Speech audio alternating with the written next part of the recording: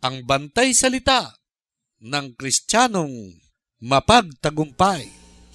Sikap.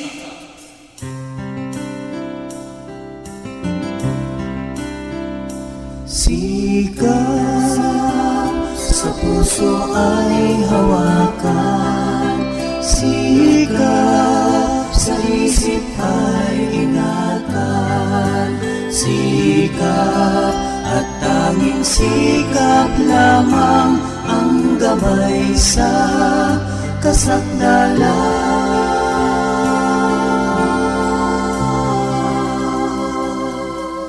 Sikap. Ang karapat-dapat at matuwid na sikap natin ay dapat na ayon sa sikap ng Panginoon. We should be zealous with God's zeal. Ito ang gawa ng sikap ni Phineas. Dahil sa kasalanang pakikiapid sa mga anak na babae ng Moab, ang Israel ay nahikayat at nadala sa pagsamba sa mga Diyos-Diyusan. Ang galit ng Panginoon ay nagningas laban sa Israel. Upang ang galit ng Panginoon ay mawala, ang lahat ng mga nagkasala ay dapat na patayin. Gayon, iniutos ni Moises na patayin ang lahat ng sumamba sa Diyos-Diyusang Baal Peor. Samantalang naninimdim si Moises, isang lalaking Israelita na ang pangalan ay Zimri, na anak ng isang prinsipe sa Israel, ay nagdala ng isang babaeng Madyanita na si Cosbi, na anak din naman ng isang prinsipe sa Madian. Tahasan ng pagsuway na ito sa utos ng Diyos na ginawa sa paningin ni Moises at ng buong kapisanan. Si Phineas ay nagkaroon ng sikap upang matubos ang bayan. Hindi niya pinangambahan na mga makapangyarihang mga tao, mga anak ng mga prinsipe ang kanyang papatayin, sapagkat marubdob ang kanyang sikap na mailigtas ang buong bayan. Handa niyang isakripisyo ang kanyang sarili, alang-alang sa bayan. Kumuha siya ng isang sibat at sinaksak ang lalaking Israelita at ang babaeng Madyanita upang mawala ang galit ng Diyos sa buong bayan. Sinabi ng Panginoon, pinawi ni Phineas na anak ni Eleazar na anak ni Aaron na saserdote ang aking galit sa mga anak ni Israel, sa paraang siya'y nagsikap dahil sa aking pagsisikap sa kanila, na anupat hindi ko nilipol ang mga anak ni Israel sa aking sikap. At dahil sa sikap ni Phineas ay nakipagtipan ang Panginoon sa kanya. Ang tipan ng pagkasaserdoting walang hanggan. Isang dakilang pagpapala na tumagos hanggang sa kanyang mga anak. Ayon sa pakahulugan ng diksyonaryo, ang salitang sikap ay may kahulugang kainitan, kasipagan, kasiglahan, o sigasig sa paggawa ng anumang bagay. Sa Ingles ay zeal. It is the passionate ardor in pursuit of anything. In general, zeal is an eagerness of desire to accomplish or obtain some object, and it may be manifested either in favor of any person or thing, or in opposition to it, and in a good or bad cause. Sa iglesia, ang sikap ay may lalong malalim na kahulugan. Ito ay isang akronym na nagsasabing sa iglesyang kapakanan ang pangunahin. Gayon din naman kayo na yamang kayo'y mapagsikap sa mga kaloob na ayon sa Espiritu, ay pagsikapan ninyong kayo ay magsisagana sa ikatitibay ng iglesia. Opo, kung may sikap ay may malasakit sa kabanal-banalang iglesia, siyang gabay sa pagpapasya, pagpapanukala at paggawa ng kapatiran sa iglesia. At kung ang sikap sa Ingles ay zeal, ang pakahulugan ng iglesia ay zeal, science edification, always leads. Gaya ng naturan, ang sikap natin ay dapat naayon sa sikap ng Panginoon. Ang sikap ng Panginoon ay nakatanghal sa lahat ng kanyang mga gawa. Ginagawa ng Diyos ng buong sikap ang ayon sa kanyang sinalita o ipinanukala. Sapagkat mula sa Jerusalem ay lalabas ang isang nalabi, at sa bundok ng Sion ay isang pangkat ng naiwan. Ang sigasig o sikap ng Panginoon ang gagawa nito. Ang iglesia ang bahay ng Diyos, siyang Zion na kanyang bayan. Ang pagtatayo ng bahay ng Diyos ang siyang dapat na maging pangunahing pinahahalagahan ng mga anak ng Diyos, ng mga mamamayan ng bansang banal. Dahil sa sikap, ay nagkakaloob tayo ng kusang handog na abuloy, gaya ng pinatunayang sikap ng mga kapatid sa Macedonia. Bagamat labis na nasa kahirapan, sila ay nagsikap na makabahagi sa mga kaloob sa iglesia. Sila pa nga ang nagpilit sa mga apostol na makabahagi sila sa ministeryo ng pag-aabuloy. Narito ang pagpapatunay ni Apostol Pablo.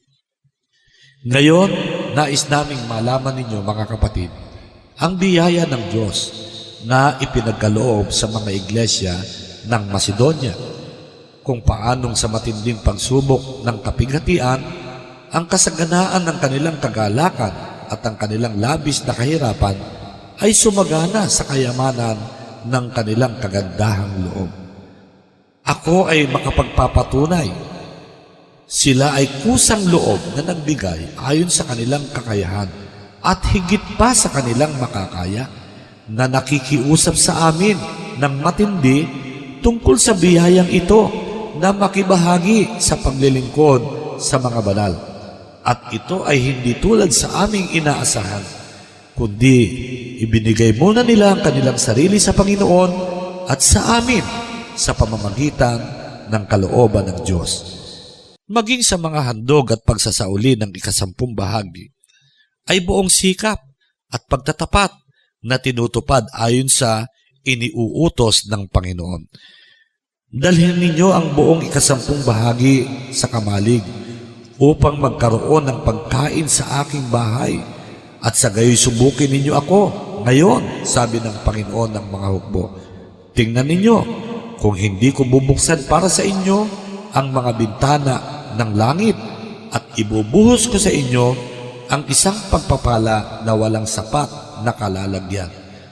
Anumang inaakalang mabuti ay agad din na ginagawa alang-alang sa kapakanan ng iglesia. Datapot ngayon tapusin din naman ninyo ang paggawa upang kung paanong nagkaroon ng sikap ng pagnanais ay gayon din naman magkaroon ng pagkatapos ayon sa inyong kaya.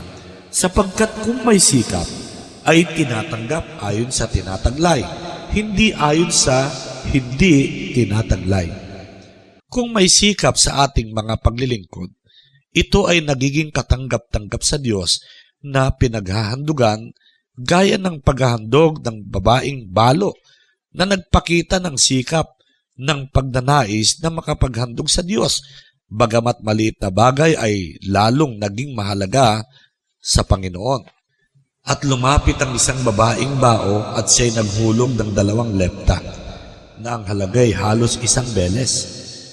At pinalapit niya sa kanya ang kanyang mga alagad at sinabi sa kanila, "Katotohanang sinasabi ko sa inyo, ang dukhang baong babaeng ito ay naghulog ng higit kaysa lahat ng nangaghuhulog sa kabangyaman, sapagkat silang lahat ay nagsipaghulog nang sa kanila'y labis.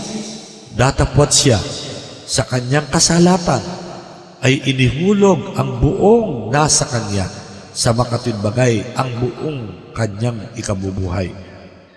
Sa espiritu ng sikap ay nangangasiwa ang mga lingkod ninyo, sapagkat dahil dito ay nagsisipagpagal kami at nagsisipagsikap, sapagkat may pag-asa kami sa Diyos na buhay, na siyang tagapagligtas sa lahat ng mga tao, lalong-lalo na sa mga nagsisisampalataya. Ang pangangasiwang ito ay agape ng Mahanaim sa mga banal na kapatid. Datapwat salamat sa Diyos na naglalagay sa puso ng inyong mahanaim niyaong masikap na pag-iingat sa inyo, sapagkat tunay na tinanggap niya ang aming pamanhik, ngunit palibhas ay lubhas siyang masikap ay napariyan sa inyo sa kanyang sariling kalooban. Mangagkaisa tayo ng puso, pag-iisip at paggawa, mga kapatid. Pakasakdalin natin ang pagkakaisa sa pamamagitan ng bantay salitang sikap sa paggawa. Isuot natin ang balabal ng sikap, sapagkat kung mapuspos tayo ng sikap, ay tatamuhin natin ang pangako. Na huwag kayong mga tamad, kundi mga tagatulad kayo sa mga nasa pamamagitan ng pananampalataya at ng pagtitiis ay nagsisipagmana ng mga pangako. Sapagkat nang mangako ang Diyos kay Abraham, palibhas ay hindi niya maipanumpa ang anumang lalong mataas, ay ipinanumpa ang kanyang sarili, na sinasabi, tunay, sa pagpapala ay pagpapalain kita, at sa pagpaparami ay pararamihin kita. Opo, ang kapuspusan ng iglesia ay mararating ang paglaki at paglago, ang lubos na kapayapaan at kasaganaan ng espiritual na pagpapala, at ang maluwalhating tagumpay ay mararanasan natin sapagkat, Panginoon, ang iyong kamay ay nakataas, gayon ba'y hindi nila nakikita, ngunit makikita nila ang iyong sikap sa bayan at mga papahiya. Oo, sasakmalin ng apoy ang iyong mga kaaway. Panginoon, ikaw ay mag-aayos ng kapayapaan sa amin, sapagkat ikaw rin ang gumawa ng lahat naming gawa na para sa amin. Ang kabanal-banalan ay matatanghal. Ang kabanal-banalan ay matatanghal. Ang kabanal-banalan ay matatanghal. Isasagawa ng sikap ng Panginoon. Ipagpala sa atin ang espiritu ng sikap, ngayon at magpakailanman. Siya nawa. Sikap sa puso ay hawakan, sikap sa isip ay ingatan, sikap at tanging sikap lamang ang gabay sa kasakit.